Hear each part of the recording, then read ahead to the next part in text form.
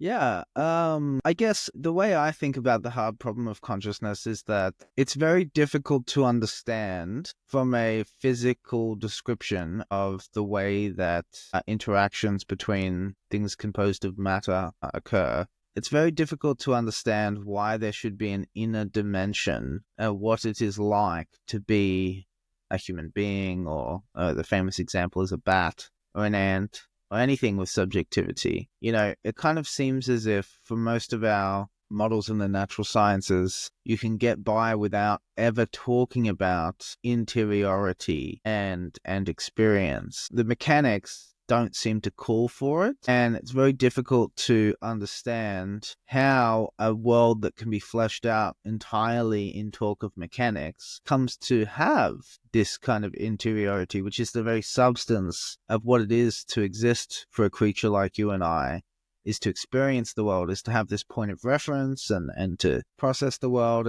and to know the difference between what's out there and what's in here. And one of the things that I say